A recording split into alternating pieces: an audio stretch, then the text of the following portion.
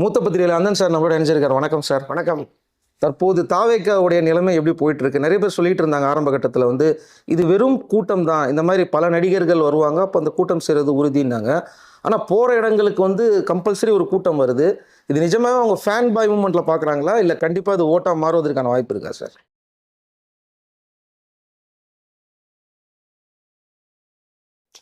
நீங்கள் எல்லா இடத்துலையும் பாருங்கள், உங்கள் முகத்தில் இருக்கிற அந்த ஆர்வத்தை பார்க்கும்போதே அவன் அதோட நிறுத்த போவதில்லைங்கிறது நமக்கு நல்லாவே தெரியுது.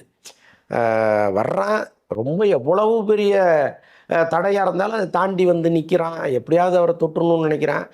அரசியலாக அவன் தெரிஞ்சுக்கலன்னா கூட விஜய் அவருக்கு நாம் ஏதாவது செய்யணுங்கிற எண்ணம் அவங்க மனசில் இருக்குது. அதை நம்ம கட்டாயமாக பல இடங்களில் பார்க்குறோம். அதே மாதிரி பல ஊர்களில் கேட்கும் பொழுது எல்லாருமே டிவிக்கே அவங்களுக்கு தான் ஓட்டு போடுவோம்லாம் சொல்கிறாங்க. அது பெரும்பான்மையாக இருக்குது. ஸோ அது கட்டாயமாக எலெக்ஷனில் ஒரு பெரிய ரோலை பண்ணும். விஜய் அவருடைய அடுத்தடுத்த செயல்பாடுகளை பொறுத்தும் அது அமையும். அவரை பொறுத்தளவுக்கு இது வரைக்கும் ஸ்மூத்தாக போயிட்டுருக்கு. திடீர்னு அந்த 20ஆம் தேதி ஏதோ அவருக்கு ஒரு பிரச்சனை ஒன்று இருக்குது, ஒரு கண்டத்தை கடந்துட்டாருன்னா போதுங்கிற அளவுக்கு சொல்கிறாங்க. ரொம்ப வெளிப்படையாக பேசணும்னா சங்கீதாவுக்கு அன்றைக்கி விவாகரத்து வழக்கு அன்றைக்கி விஜயையும் ஆஜராக சொல்லியிருக்காங்க. விஜய் கட்டாயமாக போக மாட்டார். ஒருவேளை சங்கீதா அங்கே வரும்பொழுது எப்படி அவங்க ஆஜராகித்தானே ஆகணும். வரும்பொழுது நம்முடைய ஊடகங்கள் போய் அங்கே நின்று ஏதாவது அவங்க பேசி அது ஒரு பெரிய பிரச்சனையை உருவாக்குச்சுன்னா இப்போ நாம் பேசுனது எல்லாமே கொஞ்சம் கொலாப்ஸ் ஆகும். Okay sir. ஆனால் பல சர்ச்சைகளுக்கு பிறகும் பார்த்தீங்கன்னா அவங்களுடைய ரசிகர்கள் சொல்கிறாங்க, அது அவங்களுடைய பர்சனல் சார், அவர் பார்த்துப்பாரு, எங்களுடைய ஓட்டு விஜய்க்கு தான் அப்படிங்கிற மாதிரி சொல்கிறாங்க. அதுதான் நான் கேட்குறேன். நான் இல்லைங்க, ரசிகர்களை விட்டுருங்க. ரசிகர்கள் விஜய் கூப்பிட்டு மண்டையில் 4 கூப்பிட்டுனா கூட விஜய்க்கு தான் ஓட்டு போடுவான். அது மேட்ரு கிடையாது. ஆனால் அதை தாண்டி ஒரு நடுநிலை வாக்காளர்கள் நீங்கள் கொஞ்சம் பேர் இருப்பாங்க. அவங்க எல்லாருடைய செயல்பாடுகளையும் நோட் பண்ணிகிட்டே இருப்பாங்க. அதை பொறுத்து தான் அந்த ஓட்டுங்கிறது இருக்குது. அப்போ அந்த கடைசி நாளில் என்ன நடக்க போகுது? ஏன்னா 21ஆம் தேதியிலேருந்து 23 வரைக்கும் நீங்கள் எந்த காம்பியனும் பண்ண முடியாது, பேசவும் முடியாது. பேச முடியாத ஒரு சந்தர்ப்பத்தை பயன்படுத்திட்டு அந்த கடைசி நேரத்தில் என்ன நடக்க போகுதுன்னு ஒன்று இருக்குல்ல, அதைத்தான் நான் கொஞ்சம் விஜய் கவனமாக அதை டீல் பண்ணணுங்கிற மாதிரி நான் சொல்கிறேன். முதல்ல இருந்த விஜயை விட இப்போ பார்த்தீங்கன்னா சைக்கிள் இறங்கி ஓட்ட ஆரம்பிச்சதாக இருக்கட்டும், அதுக்கப்புறம் செவுரு மேலே நின்று மக்களை கூப்பிடுறதா இருக்கட்டும், கொஞ்சம் மக்களோட அதிகமான நெருக்கமாக முன்ன விட இப்போ பரவாயில்லையா சார்? அதுதான் மக்களுக்காக வர்ற ஒரு தலைவன் மக்களோட நெருக்கமாக இருக்கிறது தானேங்க சரி. அதை நம்ம இன்றைக்கி வியப்பாக பேசுகிற அளவுக்கு நிலைமை மாறிடுச்சு. இப்போ பாருங்கள், ஜெயலலிதா அம்மா எவ்வளோ பிஸியாக இருந்தாலும் அந்த மொட்டை மாடியில் நின்று தொண்டர்களை பார்த்து கையசைப்பதுங்கிறது அவங்களுடைய ஸ்டைலு. அதே மாதிரி கலைஞர் அறிவாலயத்துக்கு வந்தாருன்னா அப்படி பார்ப்பார். இதெல்லாம் நம்ம ராமவரம் தோட்டத்தில் எம்ஜிஆர் பார்த்தது தான். ஸோ அப்படி இருக்கும்போது தொண்டர்களை தலைவர்கள் பார்ப்பதுங்கிறது ஒரு சாதாரண விஷயம். விஜயை கூட நீங்கள் என்ன பண்ணணும், அவர் ஒரு பால்கனி மாதிரி ஒன்று ரெடி பண்ணி அங்கிருந்து தினந்தோறும் அவருடைய தொண்டர்களை பார்க்குற மாதிரி ஒரு பிளான் அவர் பண்ணியிருக்கணும்.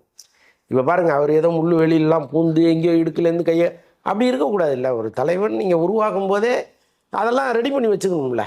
ஏன்னா தினந்தோறும் தொண்டர்கள் வராங்க, நிற்கிறாங்க, நீங்கள் பார்த்து கையை வச்சு அவனுக்கு அது ஒரு பெரிய ஒரு நல்ல சந்தோஷமாக போவான்ல சார். அப்போது எந்த அளவுக்கு விஜய்க்கு கூட்டம் அப்படிங்கிறது நாளுக்கு நாள் அதிகரிச்சுட்டே போகுது. நீங்கள் பார்த்துருப்பீங்கன்னு நினைக்கிறேன், கோயம்புத்தூரில் இந்த கூட்டம் நாளுக்கு நாள் அதிகரிக்க காரணம் என்னன்னு நினைக்கிறீங்க நீங்கள்? ஆக்சுவலாக கட்டாயமாக அவர் மீது இருக்கிற அன்பு, பாசம், இன்னும் என்னெல்லாம் இருக்கோ அதுக்கு நீங்கள் எல்லாமே சொல்லிக்கலாம். இந்த கரூரில் மட்டும் அந்த பிரேக் அவருக்கு நடக்கலைன்னா 234 தொகுதிக்கும் அவர் போயிருப்பாருன்னு நான் உறுதியாக நம்புகிறேன். அந்த கரூர் சம்பவம் அவரை மனதளவில் ரொம்ப நொறுக்கிருச்சு. அதற்கப்புறம் அவர் செயல்பாடுகளே இங்கே எஸ்ஓபி தடுத்துருச்சு. நீங்கள் சட்டத்திட்டங்கள் எல்லாமே டோட்டலாக மாற்றி அவருக்கு எல்லாமே ரெஸ்ட்ரிக்ஷன் வந்துருச்சு. இப்போ வேறு கட்சிகளுக்கு இந்த மாதிரி இருக்கான்னா இல்லை, விஜய்க்கு மட்டும்தான் அவ்வளோ ரெஸ்ட்ரிக்ஷனும். அப்போ அவர் அவருடைய வேகமே தடைப்பட்டுருச்சு. அப்படி இருந்தும் அவர் எப்பெல்லாம் வெளியில் வராரோ அப்போல்லாம் அந்த கூட்டம் பார்க்குறது வச்சு பார்க்கும் பொழுது கட்டாயமாக இந்த கூட்டம் ஏதோ ஒரு ரோலில் பண்ண போகுது. அது சும்மா ஏதோ வந்தோம், வேடிக்கை பார்த்தோம், கை தட்டினோம், போனோன்னு இருக்கிற கூட்டம் கிடையாது. அது ஏதோ ஒன்று பண்ண போகுது. அது எத்தனை சதவீதம் பண்ண போகுதுங்கிறது தான் முக்கியமான கேள்வியாக இருக்குது. விஜய் பார்த்தீங்கன்னா கொஞ்சம் கூட்டம் கூட்டினா கூட அவர் கொஞ்சம் அந்த பயப்படுறாருன்னு சொல்கிறாங்க. உடனே நம்ம சில நேரங்களில் ரத்து பண்ணுறது கூட அதுதான் காரணம். அளவுக்கு அதிகமான கூட்டம் வந்தால் திரும்ப அந்த சம்பவம் வரக்கூடாது, அந்த பதட்டம் அவருக்குள்ளே இருக்குது அப்படிங்கிறவங்க கூட இருக்கிறவங்கள சொல்கிறாங்க. உண்மை தானே? இல்லைக்கா, நம்ம பார்த்தாலே தெரியுதாங்க. திருப்பூர் வராரு, பெரிய கூட்டம் கூடிருச்சு. ஆமாம், கண்ட்ரோல் பண்ண முடியாத அளவு கூட்டமாகி போச்சு. அவரே பல இடத்துல இறங்குன்றாரு, இறங்க மாட்டேங்கிறான். அப்போ அவருக்கு பதட்டம் வந்துடுது. எப்படியாவது படித்து முடித்து சீக்கிரம் முடிச்சுட்டு இந்த கூட்டத்தை வீட்டுக்கு அனுப்பிடணுங்கிற பதட்டம் வந்துருச்சு அவர்கிட்ட. மலன்னு படிக்கிறாரு. அதில் ஒரு உயிர் கிடையாது, ஒரு உணர்வு கிடையாது. என்னென்னா எப்படியாவது படித்து முடிச்சிடணுங்கிறது தான் இருக்குது. இவங்களை வந்து வீட்டுக்கு அனுப்பிடணும், இது இன்னும் இந்த கூட்டம் பெருக பெருக ஆபத்து அப்படிங்கிறது அவருக்கு தெரியுது. என்னென்னா இந்த 41 பேர் இறந்த பிறகு ஒரு பக்கம் தனியாக மன உளைச்சல், இன்னொரு பக்கம் கவர்மெண்ட் கொடுத்த நெருக்கடி, இன்னொரு பக்கம் சிபிஐ கேட்ட கேள்விகள், இது எல்லாமே இருக்குது. இப்போ நாளைக்கு இன்னொரு சம்பவம் நடந்துருச்சுன்னா மறுபடியும் சமாளிக்கிறது கஷ்டம். அப்போ கூட்டம் வர்றது பல பேருக்கு சந்தோஷமாக இருக்கலாம், தலைவர்களுக்கு. ஆனால் ஒரே ஒரு தலைவர் கூட்டம் ரொம்ப வரும்போது பயப்படுறாருன்னா அது விஜய் மட்டும்தான். அதான் சொல்கிறாங்க நிறைய பேர் வந்து பணம் கொடுத்தாலும் வர்றதுக்கு ஆள் இல்லை, சொன்ன நேரத்துக்கு வர மாட்டேன்றாங்க நாங்கள். ஆனால் இங்கே அப்படியே உள்டாவாக இருக்குது. வராதிங்கன்னு ஒரு முறையும் அறிக்கையிலே ஸ்டார்ட் பண்ணுறாங்க. வயதானவர்கள் வராதிங்க, குழந்தைங்க வராதிங்க, விஜய் வராரு, சீக்கிரமாக போயிருங்கன்னு சொன்னாலும் அந்த கூட்டம் போக மாட்டேன்து. அதை தான் கேட்குறேன், இந்த கூட்டம் இந்த அளவுக்கு 1 மணி நேரம் 2 மணி நேரம்லாம் நின்று பார்க்குற அளவுக்கு இருக்காங்களே, இவங்க ஓட்டு போடுறதுக்கான வாய்ப்பு இருக்கான்னு தான் திரும்ப கேட்டேன். வேற இல்லைங்க, நான் கூட பல இடங்களில் பேசியிருக்கேன். சிரஞ்சீவியை வந்து ஒப்பிடுறாங்க. சிரஞ்சீவிக்கு இதை விட பெரிய கூட்டம் கொடுச்சு, சிரஞ்சீவியால் ஜெயிக்க முடிஞ்சுதான்னு ஒரு கேள்வியை கேட்குறாங்க. ஆனால் சிரஞ்சீவிக்கு வந்த கூட்டம் வேற, அன்னைக்கு இருந்த சந்தர்ப்பம் வேற. இன்னைக்கு வந்து விஜய் கூட்டத்துக்கு முத நாளே வந்துடுறான். விஜய் ஒரு மாநாடு போடுறாருன்னா முத நாளே அங்கே வந்துடுறான், அல்லது சாயங்காலம் மாநாட்டுக்கு காலையிலே வந்து படுத்துக்கிறான். அதே மாதிரி ஒரு ரோட் ஷோ போனாருன்னா எவ்வளவு பெரிய வெயிலாக இருந்தாலும் அதை தாங்கிட்டு நிற்கிறான் அவன். இது சிரஞ்சீவி கூட்டத்துக்கு நடக்கலை. சிரஞ்சீவிக்கு நடந்தது ஒரு பொதுக்கூட்டம், அங்கே அவன் அசம்பிளான பார்த்தா அந்த கூட்டத்தை காமிச்சாங்க. ஆனால் இந்த டெடிகேட்டிவான கூட்டம் இருக்குல்ல, நான் 2 மணி நேரம் ஆனாலும் நிற்பேன், சோறு தண்ணி வேண்டாம், தூக்கம் வேண்டாம், நான் நிற்பேன் அப்படின்னு நிற்கிற அந்த இது இருக்குல்ல, அது ஓட்டம் மாறாமல் வேற என்ன பண்ணும். செங்கோட்டையன் நின்னப்போ செங்கோட்டையனுக்கு தனி ஒரு தெம்பே வந்துருச்சுன்றாங்க. பெரும்பாலும் அங்கே இருக்கிறவங்க செங்கோட்டையன் பற்றி அவர்கிட்ட பேசும்போது இந்த மாதிரி அவர் ஜெயிச்சு காட்டணும் அப்படிங்கிற கட்டாயத்தில் இருக்காருலாம் சொல்கிறாங்க. எந்த அளவுக்கு சார் கோயம்புத்தூர் உங்களுக்கு வந்து பாசிபிலிட்டியாக இருக்கும்? இல்லைங்க, தனிப்பட்ட செங்கோட்டையன் கட்டாயமாக ஜெயிச்சிருவார். ஏன்னா ஒரு தொகுதிக்கு எப்போவுமே அவ்வளோ பண்ணியிருக்கார். அவர் அதிமுகவில் இருந்தாலும் சரி இல்லாட்டினாலும் சரி, அவர் அதிமுகவிலேருந்து ஒதுக்கி வைக்கப்பட்ட காலங்கள்லேயே அவர் தொண்டர்களை சந்திச்சுட்டு தான் இருந்தார். அவருக்கு தெரியாமல் அங்கே வந்து ஒரு கல்யாணமோ காது குத்தோ கருமாதியோ நடந்துடாது. கட்டாயமாக அவங்க வீட்டுக்கு போய் என்ன மொய் செய்யணுமோ அதை செஞ்சுட்டு வந்துடுவார். இதை நீண்ட காலமாக பண்ணிகிட்டு இருக்கார் அவர். ஏதோ 5 வருஷம் பண்ணுறாரு 10 வருஷம் பண்ணுறாருலாம் இல்லை, ஒரு 40 வருஷமாக இதை பண்ணிக்கிட்டு இருக்கார் அவர். அப்போ அவருக்கான வாக்கு வங்கிங்கிறது அப்படியே தான் இருக்குது. அவர் சுயேட்சையாக என்ன கூட ஜெயிச்சிருவார். ஸோ அப்படி ஒன்று இருக்குது. ஆனால் விஜய்ங்கிறது ஆடான் ஆகுது, இந்த ரசிகர்கள் கூட்டம் ஆடான் ஆகுது. இந்த இளைஞர்களோடு சேரும்போது அவரே ஒரு 10 வயசு குறையிறாரு, இன்னும் கொஞ்சம் உற்சாகமாகி அவர் மொத்த கோவை மண்டலத்தையும் கையில் எடுக்கிறார். அப்போ அங்கங்கே போகிறது, சுறுசுறுப்பாக பார்க்கறது, ஒரு ஆக்டிவான ஒரு செயல்பாடு எல்லாமே வந்து அவருக்கு ப்ளஸ்ஸாக மாறுது. அதனால் அவர் ஒரு தன்னம்பிக்கையோடு இருக்காருங்கிறதுல ஒன்றும் மாற்றுக்கிறது கிடையாது. அதே மாதிரி வட சென்னை சைடில் பார்த்தீங்கன்னா அந்த தாமு ஒருவர் வந்து ஆட்டோ ஓட்டுநராக இருக்கிறாரு, அவருக்கு வாய்ப்பு கொடுத்துருக்குறாங்க இந்த மாதிரி நிற்க சொல்லி. ஸோ அப்படி இருக்கும்போது வந்து பார்த்திங்கன்னா அவருக்கு அந்த இடத்துல சாதாரண மக்களும் போய் பேச ஆரம்பிக்கிறாங்க அவர்கிட்ட. அது அவருக்கு நிறைய ப்ளஸ் ஆகுதுன்ற மாதிரிலாம் சொல்லிக்கிட்டு இருக்காங்க. அவர் மக்களோட கனெக்ட் ஆகிறாரு நல்லா. ஸோ அது எந்த அளவுக்கு ப்ளஸ்ஸாக இருக்குன்னு நினைக்கிறீங்க? டிவி கேட்க எந்த அளவுக்கு அது ப்ளஸ்ஸாக இருக்கும்? இல்லைங்க, அதுதான் ஒரு சரியான தலைமையாக இருக்க முடியும். ஏன்னா இந்த தேர்தலில் தாவேக்காவில் அங்கங்கே பல பணக்காரர்கள் நின்னா கூட பல இடங்களில் வந்து ரொம்ப சாமானியர்கள் நிற்கிறாங்க. ரமேஷ்னு ஒருத்தர் ஸ்ரீரங்கத்தில் நிற்கிறாரு.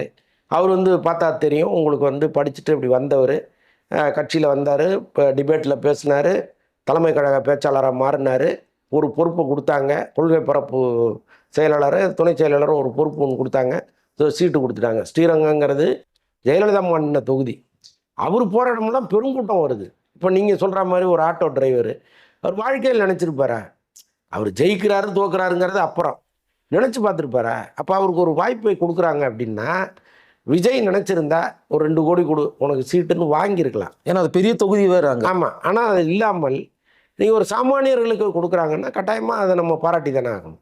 234 தொகுதியிலையும் அப்படி கொடுக்க முடியாது. ஏன்னா அதுவும் ஒரு கட்சி, அதுக்கு வந்து வேலை செய்யணும், போஸ்டர் அடிக்கணும், பல விஷயங்கள் இருக்குது. அப்போ பேசிக்கலாக கொஞ்சம் வசதியான ஆள் வேணும்னு நினைக்கிறதுல தப்பு இல்லை. ஆனால் ஒரேடியாக 234 தொகுதியும் அப்படி நினைக்காம ஒரு 70 தொகுதி 80 தொகுதி இப்படி எளியவர்களை நிறுத்தும் போது அதை நம்ம ப்ளஸ்ஸாக பார்க்க வேண்டியதாக இருக்குது. அவருடைய நண்பர் சஞ்சீவியும் அவருக்கு அனுப்பியிருக்கிறாரு, போய் பிரச்சாரம் பண்ணுங்கன்னு சொல்லிட்டு. கரெக்டாக தாமு அவர்கிட்ட அனுப்பியிருக்கிறாரு. ஸோ அந்தளவு கனெக்டா சார் அவர் அந்த தாமு விஜயும்? இல்லை, அவர் வந்து அந்த மேடையில் பார்த்து அவர் பேசுனது தான் நம்ம கேட்டோம். நான் வந்து ஒரு சாதாரண ஆள், எனக்கு தலைவர் வாய்ப்பு கொடுத்தாரு அப்படிங்கிறது அவர் அதுக்கப்புறம் வந்து அந்த மேடையில் இறங்கி பேசுனதெல்லாம் நம்ம கேட்டோம். ஸோ அதுக்கப்புறம் தான் தெரியுது ஒரு ஆட்டோ டிரைவருக்கு விஜய் ஒரு ஆப்பர்ச்சுனிட்டி கொடுத்துருக்குறாரு அப்படின்னு. அப்போ அவருக்கு ஆதரவாக இருக்கணும்னு அவருடைய நண்பர்களை அனுப்பி வைக்கிறதெல்லாம் ரொம்ப ஒரு ஸ்பெஷல் அட்டென்ஷனாக இருக்குது. அதுதான் கேட்குறேன். கரெக்டாக அங்கே அவரை ஃபர்ஸ்ட் போய் அங்கே பாருங்க அப்படின்னு சொல்றது தான் கேட்குறேன் நான். அதுதான் அதுதாங்க ஒரு தலைமை பண்பு. இப்போ நீங்கள் மற்ற கட்சிகள்லேயும் அது இருக்கும். எம்ஜிஆர் காலத்தில் இருந்திருக்கு. இப்போ என் தொகுதியிலலாம் நான் ஊரில் படிக்கும் பொழுது ஒரு சைக்கிள் கம்பெனி வச்சுருந்தவருக்கு தான் எம்ஜிஆர் சீட்டு கொடுத்தாரு. அவர் எம்எல்ஏ ஆனார். அதுக்கப்புறம் மிகப்பெரிய பொறுப்புகள்லாம் கொடுத்தாங்க. ஸோ அதனால் அந்த மாதிரி எளியவர்கள் நம்மோடு பயணித்தவர்களுக்கு வாய்ப்பு கொடுக்கறது தான் ஒரு சரியான தலைமைக்கு அழகு. அதை விஜய் செய்கிறார்ல. Okay sir. இப்போ இந்த மேனிஃபெஸ்டோன்னு சொல்லுவாங்க எல்லாத்துலேயுமே, அவருடைய மேனிஃபெஸ்டோவும் இப்போ பேச ஆரம்பிச்சிருக்காங்க நிறைய பேர். ஏன்னா இவர் சொல்கிறதுனால, நான் இதெல்லாம் செய்வேன்னு சொல்கிறதுனால மற்ற கட்சிகளுக்கும் அது வந்து ஒரு ப்ரெஷராக போய் அமையுது. நம்ம சொல்கிறது வந்து பெருசாக போய் சேர மாட்டேங்குது, இவர் ஒரு சின்ன லைன் சொன்னால் கூட பெருசாக போய் சேருது அப்படின்றாங்க. அது இப்போ சமீப காலமாக அவர் பேசின அந்த மேனிஃபெஸ்டோலாம் ரொம்ப நல்லா இருக்குன்னு சொல்லிட்டு இருக்காங்க. அதாவது அவரை விமர்சனம் பண்ணுறவங்களே நல்லா இருக்குன்றாங்களே சார். அது பொதுவாக இன்னைக்கு வந்து தேர்தல் அறிக்கைங்கிறது வந்து சாத்தியப்படாத பல விஷயங்களை சொல்லுவாங்க. சீமான அறிக்கையெல்லாம் அப்படி தான் இருக்கும். சாத்தியப்படவே படாது. அது வந்து நீங்கள் அமெரிக்க அதிபராக இருந்தால் தான் செய்ய முடியும். இல்லைனா இந்தியாவுக்கு நீங்கள் பிரதமராக இருக்கணும். இந்தியா முழுக்க உங்கள் கண்ட்ரோலில் இருந்தால் தான் செய்ய முடியும். ஆனால் இவர் வாய்க்கு வந்தது ஏன்னா ஜெயிக்க போகிறது இல்லை, எதையோ ஒன்று அடிச்சு விடுவோம்னு அடிச்சு விட்டுட்டு இருக்காரு. அதாவது தேர்தலில் வெற்றி பெற முடியாதவர்களே எதையோ ஒன்று அடிச்சுட்டு இருக்கும்போது வெற்றி பெறுவார்னு நம்பிக்கை உள்ள ஒருத்தர் வந்து ஒரு மேனிஃபெஸ்டோ கொடுக்கும் பொழுது அதை ரொம்ப அலசி ஆராய்ஞ்சு கொடுப்பாங்க. அதில் பல இது வந்து விமர்சனத்துக்கு உள்ளாகுது. ஒரேடி அதை வந்து பாராட்டுறாங்கன்னு நம்ம சொல்ல முடியாது. பல இது விமர்சனத்துக்கு ஆளாகுது. அதையும் நம்ம இந்த இடத்துல குறிப்பிட்டு தான் ஆகணும். இது கடைசி நிமிஷத்தில் வந்து நிறைய விஷயங்கள்லாம் மாறுதுன்றாங்க. முதல்ல வந்து பார்த்தீங்கன்னா நிறைய பேர் ஓப்பனாக சொல்லியிருந்தாங்க இத்தனை பர்சன்டேஜ் வருவாங்க அப்படின்ற மாதிரி இருந்தது. இப்போ கடைசி நிமிஷத்தில் வந்து எல்லாமே டோட்டலாக சேஞ்ச் ஆகுது. இதை பற்றி நீங்கள் என்ன நினைக்கிறேன்? இது என்ன காரணமாக இருக்கும்? இல்லைங்க, இங்கே வருகிற கருத்து கணிப்புகள் எல்லாமே திணிக்கப்பட்டவை தான், எதுவும் கணிக்கப்பட்டவை கிடையாது. பார்த்தோம்னா சும்மா உட்காந்து டேபிள்லேயே உட்காந்து உனக்கு இத்தனை சீட்டுன்னு எழுதுகிறவங்க தான் நிறைய பேர் இருக்காங்க. களத்தில் இறங்கி வேலை செய்பவர்கள் குறைவு. அவங்க சொல்கிறது தான் நம்ம நம்ப முடியும். அதனால் இப்போ ஒட்டு மொத்தமாக எல்லாத்தையும் பார்த்தீங்கன்னா எல்லாமே ஏதோ வந்து ஒரு நெகட்டிவ் செட் பண்ணுற மாதிரியே இருக்குது. இவங்க தான் வருவாங்க, இவங்க வரவே மாட்டாங்க அப்படின்னு சொல்கிற மாதிரிலாம் இருக்குது. அதை நம்ம வந்து நம்புவதற்கு அவசியம் இல்லை. வெயிட் பண்ணி பார்ப்போம். ரேண்டமாக ஏதோ ஒன்று நடக்க போகுது. ரொம்ப இதை எந்த தேர்தலையும் இல்லாத அளவுக்கு இந்த தேர்தலில் ஒரு பெரிய மேஜிக் நடக்க போகுது. அது என்னன்னு நம்ம வெயிட் பண்ணி பார்ப்போம். நீங்கள் சொல்கிற மாதிரி தான் நிறைய பேர் சொல்கிறாங்க. விஜய் வந்து பார்த்தீங்கன்னா யார் வரணும் அப்படிங்கிறத முக்கியமாக அதை பண்ண வேண்டிய இடத்துல அவர் இருப்பார். அந்த மாதிரி ஒரு நெருக்கடியான ஒரு விஷயம் வரப்போகுது அப்படிங்கிற மாதிரி தான் எல்லா இடத்துலையும் பேசிக்கிறாங்க சார். இல்லை, எல்லாருமே அரசியல் நுணுக்கர்கள் என்ன பேசுகிறாங்கன்னா, இப்போ நம்ம வந்து அவங்க உட்காந்து வெளியில் பேசுகிறது வேறையாக இருக்குது. நம்ம தனியாக விசாரிக்கும்போது என்ன சொல்கிறாங்கன்னா, தெரியலங்க, தொங்கு சட்டசபை மாதிரி வர்றதுக்கான வாய்ப்பு இருக்குது அப்படின்லாம் சொல்கிறாங்க. அப்போ அவங்களுக்குன்னு ஒரு கணிப்பு தனியாக இருக்குல்ல. அவங்க பேசுகிறது எதுவாக இருந்தாலும் சொந்தமாக ஒரு கணிப்பு அவங்களுக்கு இருக்குது. அது பெரும்பாலும் தொங்கு சட்டசபையாக இருக்கும். விஜய் வந்து ஒரு 20 சீட்டு வந்தாருன்னா அவர் அதை தீர்மானிக்கிற இடத்துல இருப்பாருங்கிற மாதிரிலாம் சொல்கிறாங்க. பட் எதையுமே இந்த தேர்தலை பொறுத்தளவுக்கு நீங்கள் வந்து மந்திரிச்சு மாங்காய் பறிக்கவே முடியாது. அது வெயிட் பண்ணி பார்ப்போம், அது என்ன நடக்குதுன்னு பார்ப்போம். ஏன்னா இது வரைக்கும் பார்க்காத தேர்தலாக இது இருக்குது. யாராலையும் என்ன நடக்குதுன்னே தெரியலங்க. இன்னைக்கு ஒரு மாதிரி இருக்குது, நாளைக்கு ஒன்று சொல்கிறாங்க, மாற்றி பேசுகிறாங்கன்னு சொல்கிறாங்களே, அதனால கேட்டேன் சார். அதுதான் நானும் சொல்கிறேன். Okay sir. வர்ற தேர்தலில் அதிகமாக வந்து இந்த இளைஞர்களோட ஓட்டு தான் நிறைய ஒர்க் பண்ண போகுது அப்படின்னு சொல்கிறாங்க. கிட்டத்தட்ட ஒரு 12-14 லட்சம் பேர் ஓட்டு போட போகிறாங்கன்றாங்க. இதில் எத்தனை சதவீதம் வரும் நீங்கள் நினைக்கிறீங்க? ஆக்சுவலாக வந்து நீங்கள் பாண்டிச்சேரியில் பார்த்தீங்கன்னா இது வரைக்கும் இல்லாத அளவுக்கு ஒரு 90% கிட்ட ஓட்டு வந்திருக்கு. அதற்கு காரணம் விஜய் தான். இந்த இளைஞர்கள் கூட்டம் நீங்கள் நல்லா யோசிச்சு பாருங்கள். இந்த விஜய் சம்மந்தப்பட்ட கூட்டங்களுக்கு வர்ற இந்த பசங்களெல்லாம் பார்த்தீங்கன்னா இதுக்கு முன்னாடி நீங்கள் அவங்கள எங்கேயுமே பார்த்துருக்க முடியாது. நீங்கள் வழக்கமாக திமுக அதிமுக மீட்டிங்களில் நீங்கள் போய் பார்த்தீங்கன்னா விடுதலை சிறுத்தைகள், தேசிய திராவிட முற்போக்கு கழகம், இது எல்லாமே நீங்கள் போய் பார்த்தீங்கன்னா ஒரு பழக்கப்பட்ட ஒரு முகங்களாக இருக்கும். அது வந்து இது மாதிரி பல மேடைகள் நான் பார்த்துருக்கேன்டா அப்படின்னு இப்படி நிற்கிற கூட்டமாக இருக்குது.